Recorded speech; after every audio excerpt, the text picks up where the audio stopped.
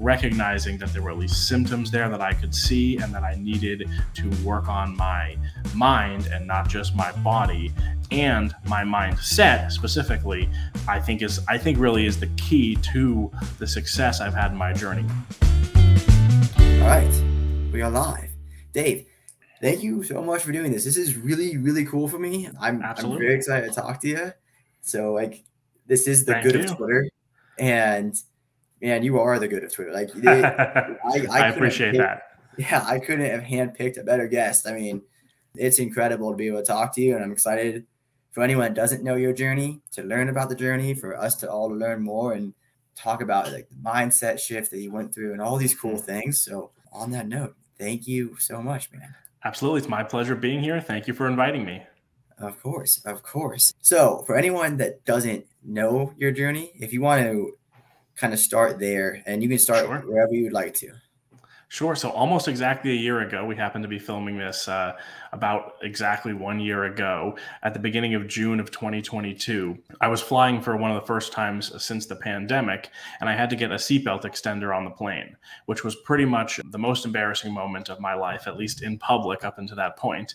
And so when I got home, I decided to figure out exactly what was going on. I'd been a big guy for some time at that point, but never to the point where things like seatbelts no longer worked. So I just moved into this house and I got my scale still in a box, and I jumped on it, and it gave me an error message. I didn't think that much of it. I bought another one on Amazon, went to sleep that night, and the next morning I woke up and I must have subconsciously thought about it as I was asleep, and I was wondering, I wonder if that scale has a maximum weight, and I wonder if that might be the problem. I was thinking maybe it got broken in the move, but maybe it didn't get broken in the move. So I flipped it over, and sure enough, it said max weight on the back was 400 pounds. And the other one was already ordered and it was coming. So it was the same model. So they both gave me an error message then. And that's when it sort of sunk in that was my problem, not the scale's problem. And those two things were sort of the catalyst that kicked off this journey, because again, I had been a bigger guy for some time, but due to the pandemic and work from home, I hadn't been traveling much, hadn't been going to the office, hadn't been seeing many people, honestly. So my weight had really gotten out of hand. My mental health had spiraled down over that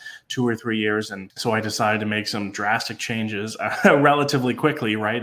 Because I was concerned at that point that I wasn't just a big guy, but I was a life-threateningly, dangerously, morbidly obese guy. And so I just turned 30 years old. There's a lot of my life left in front of me, and I really wanted to make sure I could live that life. And so I started exercising, walked into a gym, for the first time, changed my diet fairly drastically. As you might have seen, I get up at 4 a.m. 5 days a week now for a year to make sure that gym, that exercise is the first priority instead of making my health sort of a last priority. It's now a first priority. And let's step back for a second. So then 4 weeks later, on June 29th of 2022, I got back on the scale and I got 399.9, which for most people wouldn't be much of a victory because that's a really high weight. But for me, it was a huge victory because I had been staring at that stupid error message for 4 weeks at this point. And so I was at least getting a weight on the scale.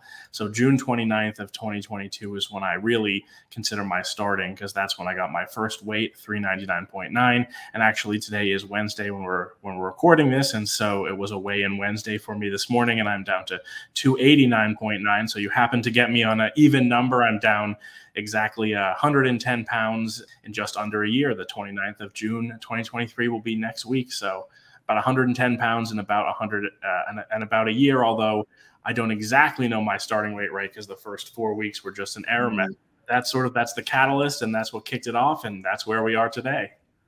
Yeah, that's an incredible story. It's amazing, actually. There's so much in there that I want to talk about. That initial grind, I heard you talk about this before in another podcast, but that initial grind of you don't even know your weight, you can't see any progress, which is such a huge thing for when I was really starting my mental health journey. Being able to track things, this is such a huge thing to be able to do, and the fact that you just couldn't, and oh my gosh, and still you'd wake up every day.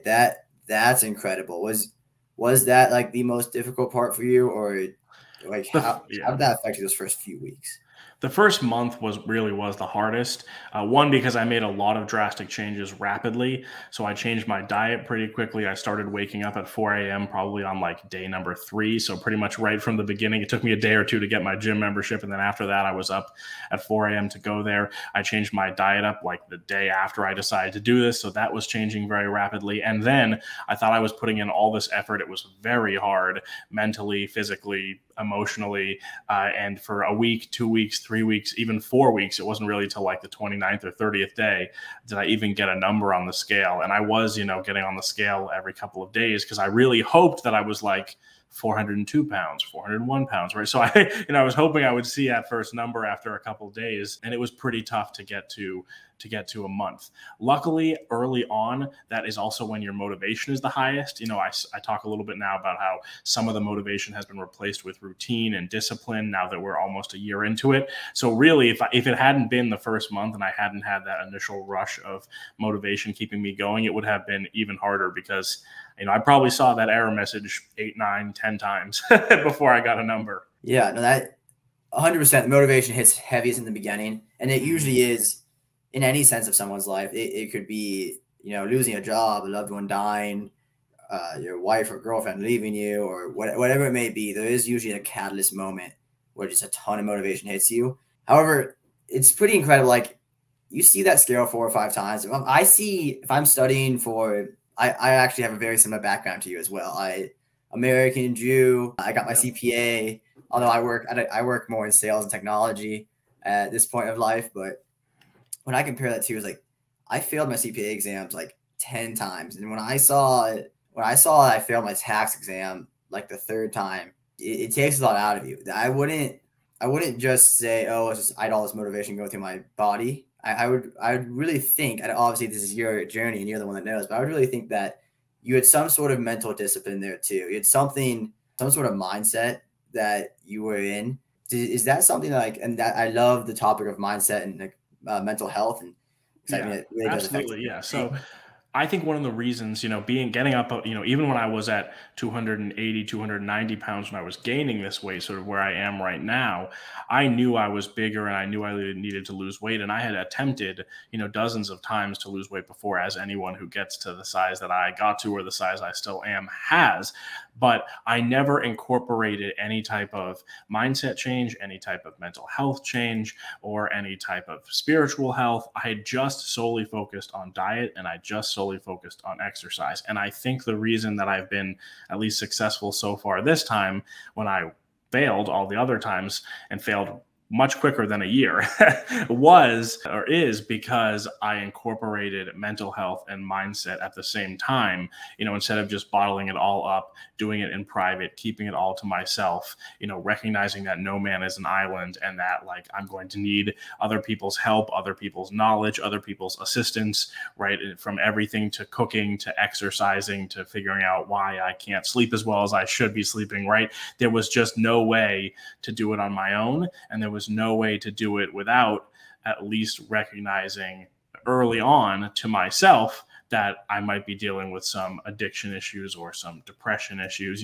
things of that nature, overwork, workaholic type of stuff. Now, I do want to say I've never been diagnosed with any of that stuff. I'm just saying that recognizing that there were at least symptoms there that I could see and that I needed to work on my mind and not just my body, and my mindset specifically, I think really is the key to the success I've had in my journey. It's harder for me to demonstrate and it's harder for me to speak to because I can't just snap a picture of the scale or a selfie in the gym and be like, look, my stomach's way smaller, or the numbers are obviously going down, right? But my mental health and my mindset has improved, just as much, if not more so than the 27, 28% of my body mass that I've lost. I'm an accountant, so I know the numbers, but almost beyond this, the non-scale victories have been bigger than the scale victories. They're just harder to speak to and harder to demonstrate.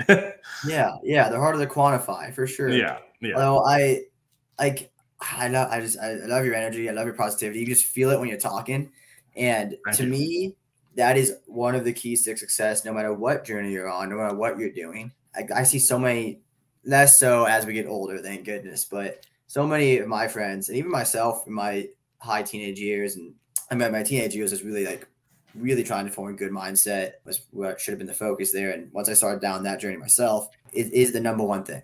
You have a good mindset, it affects the rest of your life. You're able to fill all of these different buckets. One of my older brother would call them buckets, like parts of your life. I actually remember you talking about, you know, even here, but you mentioned in another podcast, it was you had a corporate life and you had an academic life and you had family life and friends life and all these different lives. So my brother would call that buckets, and definitely one of my obviously big mentors and role models in life. I think you'd actually too would get along incredibly well. And he talks about that. It's like, you know, you need to make sure your mindset bucket's good, and then you can focus on other buckets. You can prioritize other buckets a little bit depending on the week and the month, but that's the one that kind of leaks into everything else. And once you have those buckets kind of full, they start to work together instead of in isolation.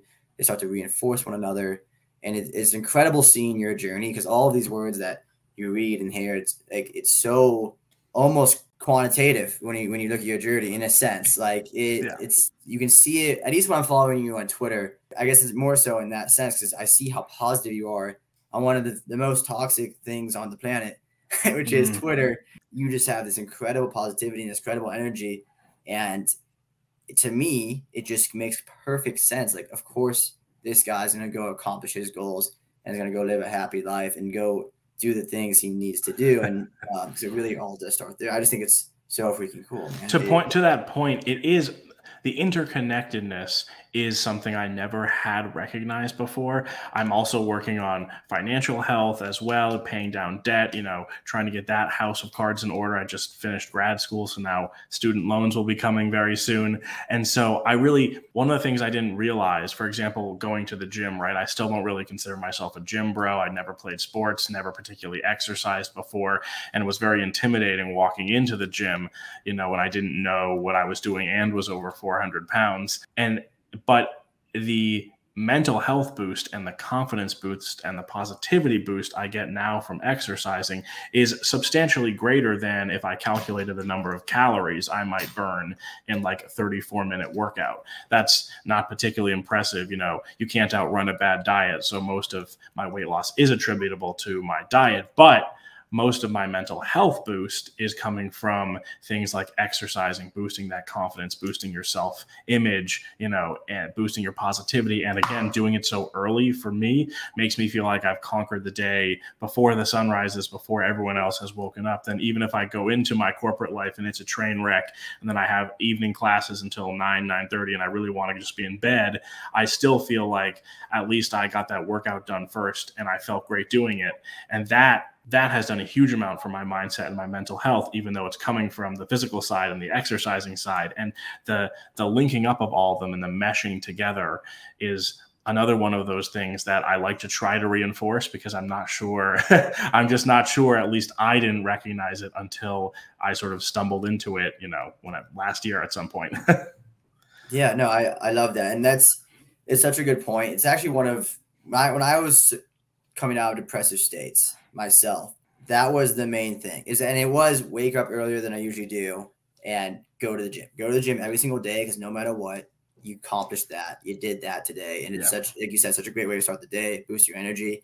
And even to this day, I was diagnosed with depression when I was pretty young. And I think back then I definitely thought it was just chemicals. And as I've studied and learned and kind of just lived life more, I think that can definitely play a factor. And I think it for sure does, and more so for certain people than others. But taking care of yourself definitely plays a huge factor. And if you're not giving yourself that chance of eating right and exercising and all these things, and it's something that I've told a younger family of mine or friends of mine that, like, hey, that are dealing with these type of things. It's like, hey, I swear to you, I promise, if you just go to the gym, you're gonna just feel a little bit better. And it's your brain and your body are all one. You can't disconnect those. Like, what's good for your body is good for your brain. And it really has. I've seen it in myself and I've seen it in other people. Just that kickstart people, so many people out of a depressed state, or whether it's just symptoms or whatever it may be, it really does help kickstart people. And I love it. That's why I always tell people I love picking things up and putting them down. It's an incredible, good feeling. Absolutely. Yes, it is. Yes. And seeing that number slowly climb and knowing you're going to go back and try it again the next day. I mean, it's as someone who likes routine, as an accountant, there are numbers involved, there's progress involved. I do it every single day, 5 days a week, then 2 rest days, then 5 days, then 2 rest days. It very much is up my alley. But because before I started it, it was like, big gym bros who'd been lifting for 20 years, very intimidating. Like, I never got into it. But then once I saw how positive they all were, how inclusive they all were, how helpful they all were, how they just wanted me to reach my goals, how they were all either very happy I was in the gym or ignoring me, right? Nobody was staring at the fat guy trying to figure out how to lift weights. So, definitely something that I recommend now highly, having avoided for several decades before trying it out. Yeah, no, definitely. It's such a great community inside a gym, and it can be any gym. Like I like how you said it's like just one of those things you can measure. I can come back and see the numbers go up 5 days a week, 2 days, whatever it is. And I think that's actually something that really, I think that correlates with a ton of people, if not all people. And that's why like video games are so addicting to so many of us. Same and thing, yeah. They're fun, but you see your progress in a Yes. game, and it's much more quantitative than in life. And the gym's one of those things where it can be a quantitative thing, and you feel yourself and see yourself leveling up. But then also to touch on the positivity in the gym.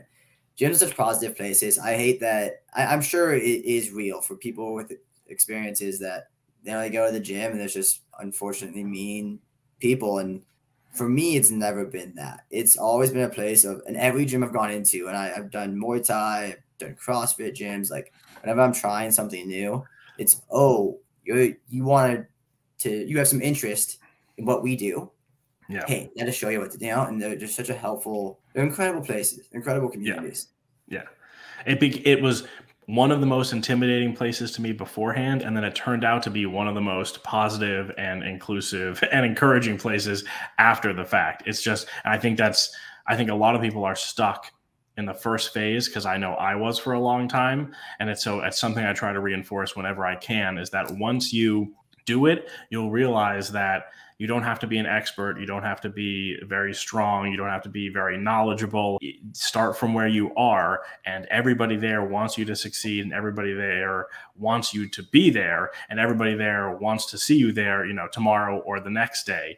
And if I had recognized that earlier, I definitely would have let past Dave know, because you hear guys say that, but oftentimes they're the guys you're intimidated by. So I'm hopefully, by me saying it, right, still at, 290 pounds, like I'm being honest. Like, I don't go to a particularly fancy gym, and I'm not particularly, muscled up or anything. And I'm telling you, like, it's a wonderful community, and it's very positive. And you leave all your other identities at the door when you go in there, which I think is part of what makes it so great, is that everybody is there focused on the same thing and not focused on everything else. And then you roll out of there and you feel great and you move on. And honestly, like, diet is 90% of the weight loss, but the gym is the part that I didn't expect before I started the journey. I knew I'd have to change up my diet drastically. I knew that was the, one of the issues, right? I can count all the different carbs and sugars and calories and whatnot and figure out that must be the problem.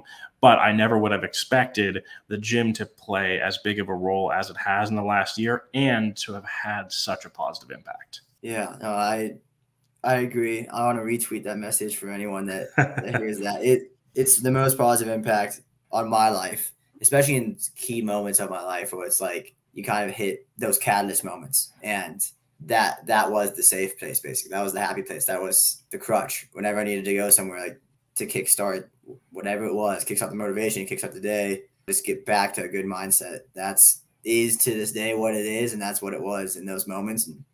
And I know those times in life are going to come again, which is actually something that's really cool about your journey here, is that I saw that you recently got engaged. Congratulations. Yes. Thank you. Thank you. So when you are married and you have kids, and in the future, when hard times come again, inevitably, whatever those hard times are, it's one of those things that you can look at and you can show pictures to your kids and you can speak to it and you can say, hey, we've done something hard. I've done something hard. We can do this. And you know it. And it's not self-esteem. It's self-respect. Absolutely. Something that you earned, which is just so cool. It's an incredible, incredible thing. And then to go a little bit more into the Twitter here. Sure. I'd love to talk about Twitter with you, because it's just such a unique account. And it's funny that I didn't know this until today, actually. I was doing some more research. You started on Instagram. Yes. And then moved to Twitter just for more little posts. Like, what was the thing that brought you to Twitter? So I had a Twitter account, but I never used it. I would just like check it to look at the news. And I always had a very negative opinion of Twitter. It was very political. It was very toxic. It wasn't someplace I necessarily wanted to be, but it is good for breaking news. So I would log in every once in a while and like check breaking news headlines and whatnot. They'd hit Twitter before they hit anywhere else, right? Because then the reporters pull it all from Twitter. So one of the things I wanted to do differently on this journey than the other journeys was I wanted to document it in public under my real name, because what I had gotten very good at in the past was lying to myself. And so I decided one of the ways I'm not going to let myself lie to myself is I'm going to be Dave Danna on the internet, and I'm going to post pictures, not just like once a week, but like once a day, like twice a day, like 3 times a day, scale pictures, scale videos, gym pictures, workout videos, all the different metrics that I could to hold myself accountable. And the reason I picked Instagram, I didn't have a personal Instagram past, last year. The reason I picked Instagram was because Instagram was just like the picture one, right? Like that's the social media platform where you like TikTok is videos and Twitter is text and Instagram's pictures. So I started there. And then I thought, you know what? I have this Twitter account that I'm not doing anything with, except for checking headlines occasionally. I'll cross post because I don't want to put them all on one. And it didn't seem like that big of a deal to just do both. And then for whatever reason, again, like even though Twitter, in my opinion, has the worst reputation and is smaller and is like a lot more political and again, a lot more text-based as opposed to image or video-based, the Twitter all of a sudden took off comparatively, and now that there is more of a community and a following and people are engaging with me a lot more, the features of Twitter are far better for me, far more positive for me. Like, I guess how I would describe it is Instagram is more of like a broadcast and Twitter is more like a community and engagement. And I like it a lot more, I guess is what I'm saying. Although I still like the layout of Instagram is very nice. And I like being able to see my progress by scrolling up and down the whatever it's called. But Twitter has gotten bigger for me and now is by far my favorite. Hell yeah. Love to hear it. Love to hear that on the good of Twitter. So you touched on the word community, the community of it. That's what drew me in. Because just like you, I just think it's such a, like, I thought Twitter, I just was so shocked by it. So I got on because I was brought here by the meme stop saga. And I was always the 401k guy and all those things. I was financially literate in those and all that, but yes, I never really traded stocks or anything. And all of a sudden the buy button gets taken away, and I was like, "This is crazy." And I just dove down a rabbit hole of what's happening. And I am now a proud ape. I'm a proud AMC shareholder, and nice. I'm hoping. I do believe, but I'm also hoping that a few years down the road, this is going to be a battle where a lot of ordinary people win, and it's going to be a super cool story when it's all said and done. And there's some movies coming out now, but I don't think we're done with that yet. Anywho, what I found is that as I was learning about this stuff, I was like, I want to learn how to trade, and I'd find certain people on YouTube, and then through that, you kind of learn, oh, there's a lot of these guys on Twitter. So I downloaded Twitter, and before I knew it, I was completely entrenched in this AMC community. And just seeing all the details of it. And there's people teaching you how to trade. There's people talking about fundamentals and how to look at financial statements. And there's everyone. And there was even Apes for Change, which is a charity that got formed. And it's just like, oh my goodness, like it's an entire community on here. What a wonderful thing. I had no idea. And that just kind of sparked my broader interest in Twitter, because I am somebody who I love politics, philosophy, and debates, and I love those conversations. So I knew Twitter was on there. I knew I was on Twitter. I knew it was toxic, but I had no idea how you can find your communities here. You can find gym communities. You can find every community. It's wild. Like this in the financial world, I've had people on from the Dogecoin community, and I've met people who in that same community, but they're, what is it called? It's the decentralized dance party. They want to win a Nobel Peace Prize in dancing, and their goal is, to spread love and joy through dance parties. And they've done it all across the world now, and that's very cool. It's super cool. And so you just find all these little communities on Twitter, and I've always thought, like, well, since I've had that realization, like, okay, there's definitely people on here that are just doing incredible things, and just they Yeah. have to. I'm guessing they're going to over time hopefully gain a following, and that brought me to you, and I was like, wow, this guy, and that's why I'm sure you have thousands of DMs all the time. I was like, I've just got to keep hitting him up. I just have to. Like this is someone I want to talk to, and I want to just be able to. That's the way to do it. That's the way to do it. Yeah, I apologize, and I'll apologize again to you and the others. I do have a ton, and so just keep doing it, and they keep floating to the top. And I respond to probably a couple hundred a week between Twitter and Instagram. But no, I'm thousands behind on each platform. Yes, but I do try to get to them. So keep sending them. Yeah, that is honestly that's a good piece of advice for anyone, especially if you're doing something, I guess, like me, like you want to talk to these cool people. Really, if you want to talk to anyone, just persistence, because you're busy, they're busy, and if I personally opened my Twitter and I saw in the message app like 950, okay, I can't. I just get so overwhelmed. I don't know if I could open the first one. Yeah. So don't worry about it at all. I just think it's an incredible avenue, and I see a good future for Twitter for what this can be, and it's because of people like you, and like there's so much education and community and inspiration that can happen on this platform that has brought me to believe it's just the best one. Yeah, I appreciate that. Yeah, especially as they move into like the video stuff's very cool. They just launched that little community tab thing. Who knows if that'll go anywhere? Like they have subscriptions now. It has the speed over the last year of new features has been good to see, honestly, because they, in terms of, I know everyone on Twitter is like a Twitter fan, so they are more partial to like the text-based nature of it. But like just seeing the rapid rise of TikTok and then YouTube trying to like knock them off, it's like Twitter does have to do something in the video space, and it is good to see them clearly recognizing that and moving towards it. Yeah, definitely. I need to be one of the people, as I preach this, but so I need to be one of the people that use that Twitter, that video feature on Twitter. But I really want like some big names. Because no matter how I feel about people's politics, I love that Tucker Carlson came to Twitter, and I didn't know if it was going to work. And when I would look at those videos, they have 100 million views or something crazy. And so far those numbers look crazy high, right? And I think he's doing them in 1080p, so the quality is pretty good. I mean, honestly, the video features of Twitter aren't there yet, but having someone as big as him pushing it, I assume, is getting a lot of eyeballs on it and a lot of push for the development. And I want like such a broad array of people.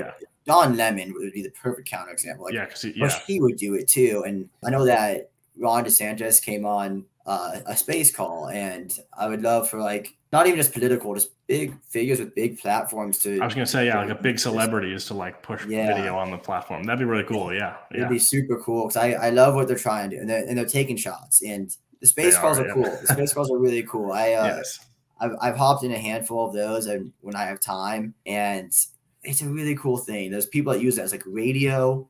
So like they're just constantly going. You can come in and out as you please. And it's a very cool concept. I love they're trying things. In my mind, I see Twitter just being, I mean, it is an important piece of the culture today already. Absolutely. I see it growing in importance and influence. Yeah, Twitter punches above its weight because of, I don't really know exactly why, but like all of the reporters and all of that type of people on it, right? And it's so good for breaking news.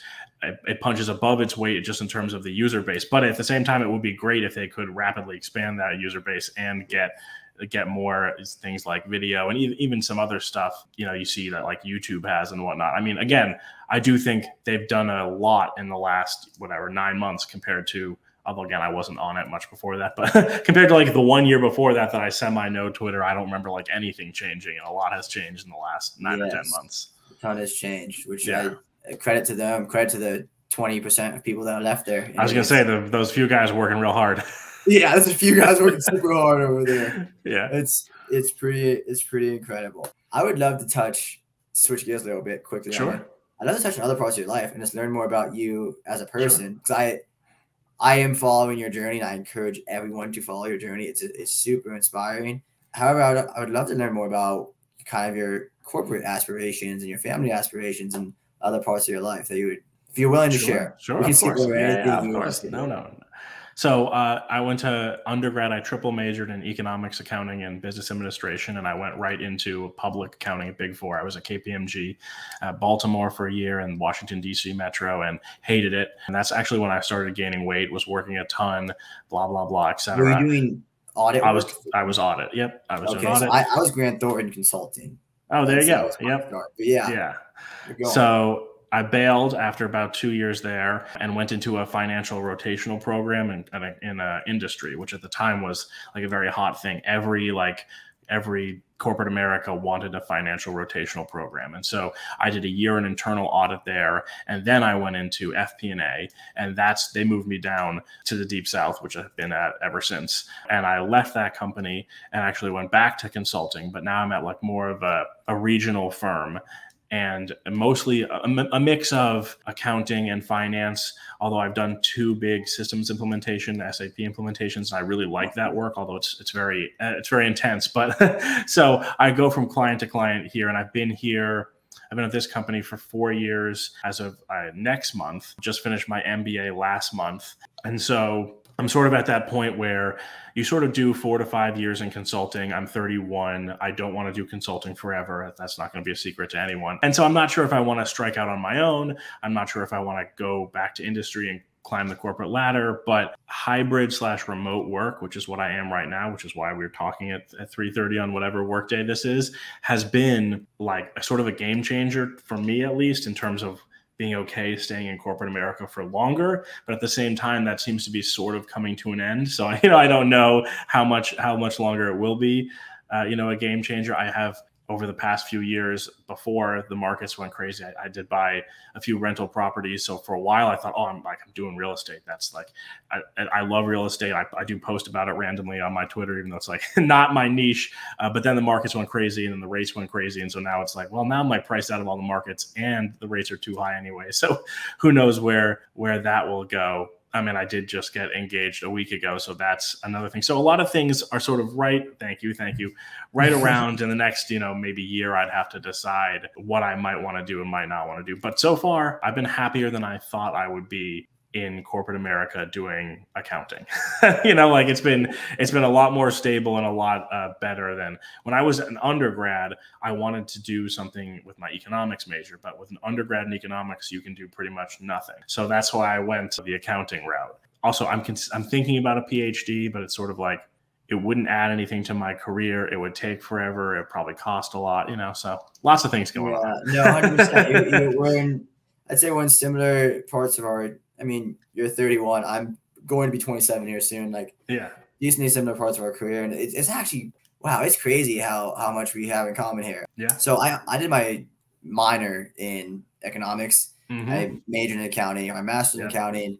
When I was taking my CPA exams, I didn't want to do audit. I didn't want to do tax. And then God bless you for doing 2 years of that. Audit work is, in my opinion, from what I've seen in life, the most you will ever work in a corporate world. It is a grind. I had friends that would get home at 1 a.m., be in the office by 7 a.m., like 7 days a week. And I was like, I could never do it. It's wow. It's wow work. But I didn't want to do that. And Grant Thorntons were the ones that actually gave me an offer outside of audit or tax. And they said, hey, do you want to do ERP consulting? I said, yes. Oh, okay. I looked at what ERP consulting meant. And it was very cool. You got into the SAP world. I got into the Oracle world, doing implementations there. I knew I didn't want to do it forever. And I've kind of shifted into sales. Mm-hmm. And I do enjoy business development more. At one point, I think I'd like to jump ship out of the corporate world. I think my 2 older brothers, funny, again, this is just a lot in common here. I have 3 older brothers, but 2 of them are in real estate. One's in Omaha, and he owns a commercial brokerage company. He's a partner in a commercial brokerage company. And his dream is development, and he's got his first big development underway. And that's very cool. Yeah, and it's a super cool. He just got on Twitter, actually. There you go. Off the phone. Yeah, I'm excited to get him on there. And so that's his dream. That's what he's been building towards. And then my other brother is in the corporate world, and I want to say, oh gosh, how old is Jamie? He's 32. And he just like less than a month ago quit his job, full-time entrepreneur, into land investing. And actually, I would love to talk to you about this more, maybe off air. Although I bet Jamie wouldn't mind I don't know if he'd actually mind me, publicly broadcasting his company, but it's a very interesting opportunity, actually. And he worked on that for like 4 or 5 years and got to the point now where obviously still nerve wracking, but he was comfortable enough to quit his job and go full time into that. So That's awesome. So yeah, real estate's all. I mean, it's in my family now. It's kind of something that's like, yeah, it makes sense. It's something you can put numbers to, which I like a lot. Mm-hmm. The numbers aren't too complicated by any means, unlike in a lot of the finance world where it is fancy equations and all sorts of stuff going on. So it's funny how much we have in common there. And a lot of people, I'd say 25 to 35, just you're in that stage of life where you're gathering skills and you're gaining. There's a book I read called The Defining Decade, which is about your 20s. Yes. Yeah. And it talks about gaining human equity or like personal equity. Yeah. And just building your equity up as who you are. And it's, it's cool that we have so much in common, but it's also cool that absolutely seeing you go through this journey, just seeing the other sides of you, like, oh yeah, this is another guy, another regular guy, just like me, and all of that. That's exactly right. Yes. Yeah. It's one of those things where I'm not quite to that stage where I'd be comfortable leaving, but it's one of those things where I can see, building somewhat towards that. It's like very enticing right over the horizon where it's like, I think I could pull it off, but I'm not quite sure I'm ready to pull the trigger yet, because on Twitter, it's like, there's this whole army of people who like hate corporate life and hate corporate America, and you have to leave. And like, I do sympathize with that, to an extent, but also like at least the first like 9 or 10 years of me in corporate America hasn't been bad. Right. So it's one of those things, with the exception of Big Four. And that was, that year or two was to get it on my resume and then to leave. And actually I hated it so much that I never got my CPA. I did 2 years of audit. I left right before there was the requirements, and then I went and got my MBA because I was like, I want to make sure no one ever asks me to do an audit again. If they ask me now, I can't sign off on that audit package. I don't have a CPA. But yeah, so it's one of those things where aspirationally, it'd be very cool to strike out on my own, and who knows, maybe the social media thing can be a part of that at some point in time. But it's like, I thought when COVID hit, the world was going to end, and I was like, well, like, just for some reason there'll be no more accountants. But instead, it sort of translated into this remote hybrid package that has thus far, fingers crossed, made corporate America at least more palatable to me for a little while longer, while I try to figure out the next step. It doesn't really help my case that everything's gotten like really expensive. I'm down here in the Carolinas, so that whole like upstate South Carolina, Georgia, around the Charlotte metro area has all been booming. And it was sort of I thought it was going to be a great opportunity for me to launch something, which I still think it would be. The problem is then over the last 2 to 3 years, everything doubled in price. And now it's like, well, it would be, but now I need funding, right? Right now, all of a sudden, I don't know where everyone came from. I came from up north, right? I'm not Southern, as you can probably tell, but I guess a lot of people like me made it down here, and now here we are. Where are you originally from? I'm from New England. So I'm from New Hampshire, and then I moved down to Maryland for college. And then, so my mom's side of the family, it's just my Jewish side, is all in New York, and actually my dad's side is all in New Jersey. So that area, but they were a little bit further north, and then I've just been slowly moving down the East Coast over the last 10, 15 years. Yeah. Yep. Oh, very cool. Very cool. Are you a sports guy? Are you a New England Patriots fan? Yeah, I wasn't when I was younger, and then I had to stop being it once I moved into like Ravens country, and then down here once I got to the South, it's all college football. The Carolina Panthers are right over here, but like I've never heard anyone talk about them, right? Like I'm a Clemson alum, so it's the Clemson Tigers, but like if you're the UGA is right over there, and so like it's very. I grew up with like the professional teams, and down here, at least for football, it's the college team. So now I'm a Clemson fan because I just got a degree from there, and I can't be a Patriots fan anymore. I had to bail on that, but yeah, I was when I was a kid. Cool. I'm from Kansas City. Patriots broke my heart all the time. When I hear New England, I think Tom Brady, and I'm just like, that's exactly right. Yep. Yeah, that guy broke my heart so many times. Yeah, that's very funny. And then, what about in your family life? What are your family aspirations for life? Yeah, so one of the things in the last year when I started this journey at 30 years old, and when I very first started this journey, my now fiance and I think we had met. We've discussed this like a million times. Like I moved into this house in May, and all of that stuff happened right around June. And she says we started talking.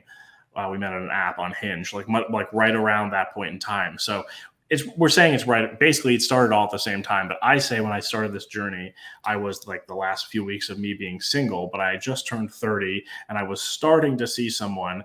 And, I do have a few houses. My career was like somewhat settled. I was most of the way through my master's program. And I was thinking about, one day I wanted to be a husband, wanted to be a father, wanted to be a healthy role model for my future kids, right? Wanted to make sure I was going to live long enough, right, to see them grow up and become a grandfather. And so that's definitely still a goal now that I'm engaged and 100 plus pounds down. But yeah, I mean, I definitely, I've said this on Twitter, so it's of no surprise, but I'd like to have at least 3 kids. And I'm very slowly looking for a house that could be a forever house. And so that was what people ask me, sort of what still motivates me now that discipline and routine have taken over a lot from that initial motivation. And it's thinking about those longer term goals, whether they're like family, husband, father type things, or even whether they're real estate, or honestly, even whether they're corporate. Like a lot of those things a year ago, I was concerned was slipping away, right? Because I was struggling with tying my shoes and walking upstairs. So like the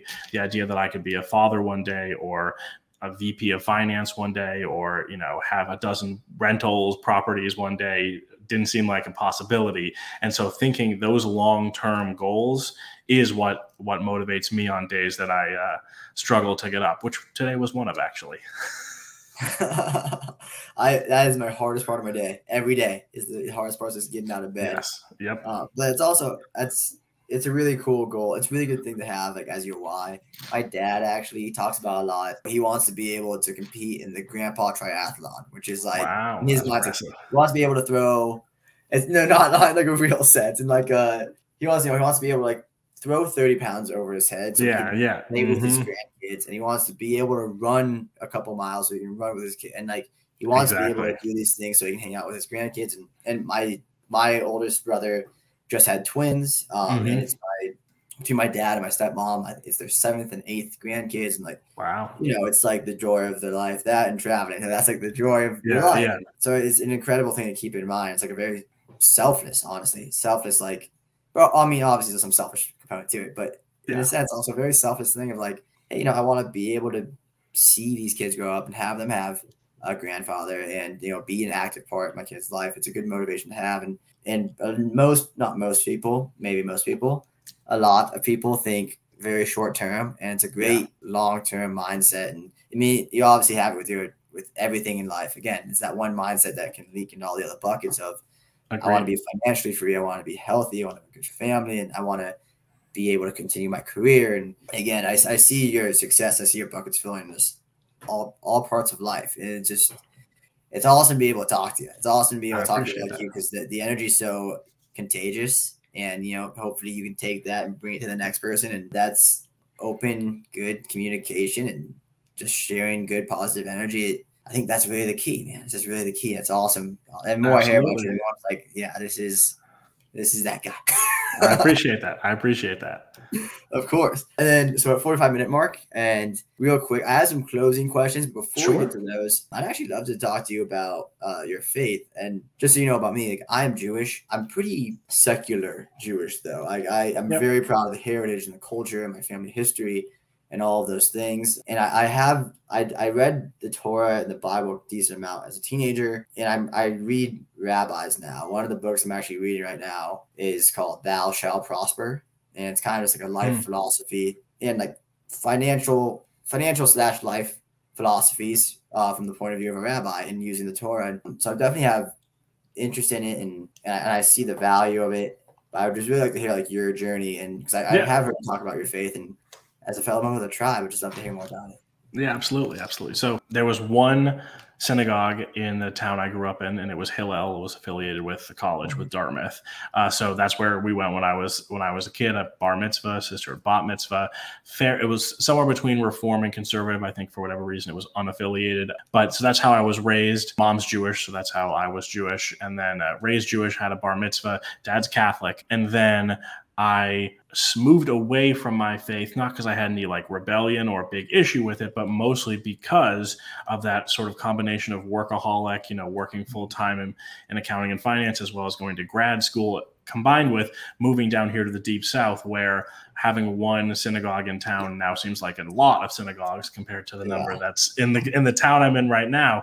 And so part of this journey was reconnecting with God, making more time to pray, to reflect, and to try to rekindle that personal relationship with God. And my goal, of course, Chabad is everywhere, even down here. So they're the closest synagogue. My goal is to more formally reconnect. It was one of my 2023 goals, and that would probably be through Chabad just because they are somewhat close, but I have not done that yet. So raised Jewish, did all the normal things. And then again, like, I don't want to say like I ran away from it or stepped away from it or had any issue with it, but it was just sort of like circumstances drew me a little bit away from it. And it seems now to me a simpler, easier set of guidelines to live a healthy life by than I gave it credit for when I was younger. And I think embracing some of those without trying to embrace some of the like controversies or like differences is where I like to go in the future. But it is one of the things that I'm not exactly sure of from like a practical standpoint, because I do love the South and I don't plan on leaving, especially now that my fiance is Southern. So there are very few Jews down here outside of maybe like Atlanta and like Florida, but I'm not there. So I mean, yeah, definitely raised Jewish and am Jewish, and it's played a role in the last year, but definitely something I'm still a work in progress on. Oh, of course. It's all. I mean, your faith and your heritage, your culture. It's always something you're learning more always about. Evolving. Yes, 100%. And I agree. It's something that I've found to be a good set of guidelines for life, which really kind of re-sparked my interest in reading about it. And did you have any Jewish friends growing up? Yeah. I mean, so there were. I mean, again, like there were 5 or 6 of us in like my Hebrew school class. So like I knew all of them very well because every year of Hebrew school was that. And like the moms still play like board games together with like 3 or 4 of those ones. Like my mom taught, I think it was like, what was it, like 3rd grade Hebrew school, one of the Saturday schools, I can't quite remember. And so like, yeah, like those 5 or 6 people. And there was also only one high school in my town. So we all went to the same high school, and then we all went to the same synagogue. So like those 5 or 6 Jews, like I know all of them. You knew every Jew in town. Yeah. So I grew up, I was like the only Jew in town. I was basically the only minority in town. It was a couple minorities. I was south of Kansas City. And it was just a very different experience for me. Like the way, and to this day, obviously it affects how I think about it. I mean, the way that I thought being Jewish, and now when I went to college, I met friends that I went to Kansas and University of Kansas, decent Jewish community, and so like some of my best friends on earth are Jewish. But it's the way that I looked at it, and the way that I would not that I was treated badly. I wasn't treated badly at all. It's treated a tiny bit differently throughout the days. It just made me think of what being Jewish is in a very different manner than a religion. For me, it was always more of an ethnicity and all of that than anything else. And when I was younger, it was agnostic or atheist Jew, and like that's just what it was. And I got interested in like religion, but I think it was more so in a rebellious sense. Like I wanted to learn about it because I think it's so ridiculous. And as I've gotten older now, it's those guidelines of like, hey, I've never met religious people, Jewish, Catholic, Muslim, whatever it may be, that rubbed me the wrong way. Everyone has always been very nice, and they have a good life, and it does seem to be a good guideline of things, a good guideline for life and things for you to think about. And I can't speak as much towards the other religions, but in Jewish culture and Jewish religion, there's a willingness of like, hey, we want you, and it's encouragement. There's some encouragement of, hey, go ask questions, go try and figure out are the right guidelines for your life, and hear these stories and question these stories, and what do they mean, and all of that. And it's something I've enjoyed a lot being into, and I've enjoyed obviously the community. But one of my most surprising things moving down here to the Deep South is how nice and like pleasant and open the experience has been as a Jew, like surrounded by mostly, evangelical Christians, or even Yeah. not evangelical, like the most religious part of the country. And Yes. it's interestingly made me more interested in reconnecting with my own faith, seeing them just be so like happy and fulfilled and open, not exactly the Yeah. portrayal I got growing up in an Ivy League town in New England. Yeah, the betrayals are never correct. That's something that, That's very true. related back to Twitter, even like the portrayal of Twitter isn't correct, man. And you're an example to that. And it's funny, everywhere I go, 'cause I am a bit of a traveler, very nomadic life actually last year. Everywhere I go, if I'm in, right now I'm in Colorado. I'm a few hours outside of Denver, so a very mountainous town. And I meet people up there, I want to chat your ear off. And I'm like, oh yeah, no, I'm living in Chicago at the moment. Like, oh, you just like dodging bullets every day. And, so that's the portrayal. It's like, oh no, it's actually a very nice place. And when you're in Chicago, it's the other way around. When I talk about my hometown, it's like, did you even have internet out there? Or like, what was that? And it's funny, the portrayals, they just, they're constant. They're everywhere. And it's just never the truth. Everywhere you go, at least in my experience, most people are nice. Most people just want you to treat them as you would want you to treat them as they would treat you. And that's something I've been able to see through this journey. And you're an incredible, amazing example of that. And your willingness to share your journey through this is just super cool. And on the notes, I have a couple questions for you. Sure, and then fire away. I'll let you go. And this is kind of along the lines of mindset, but something I ask for everybody. Are there any books that you've read or are reading that have been just some of your favorite books, paradigm shifters, anything at all like that? So David Goggins has written 2 books. I would highly recommend both of them. Both of them are very motivational. Again, like tying in a person's success story that somewhat has to do with my own journey, along with seeing the success at the end of that. There's something about makes it more personal than just like looking at numbers. Maybe it's because I look at numbers all day, but Can't Kill Me is David Goggins, one of his books, and the other one he just came out with, I can't remember the title now, but those 2 books I read very recently, and they are just phenomenal books. I reread them, especially the first one, Can't Kill Me. Yeah, I would. Those are the latest 2 books I've read, and I would highly recommend them. And then one that I read early on in this journey was 7 Habits of Highly Effective People. I know it's like a mainstay, but like that definitely helped me just sort of get myself organized and build habits early on as I was trying to figure out exactly what I was going to do. Yeah, those are probably the basics. Very cool. I've read 7 Habits. I've actually never read David Goggins' book. It'd be a good excuse to go read this book. I love David Goggins. I love his story. I've seen him on podcasts, but never read his book. That's all right. Got some books to read. But my last question for you. Sure. In your opinion, what is the meaning of life? When I think about my life and my goals, at the end, I would like to build a positive legacy and have a positive impact when it's all over.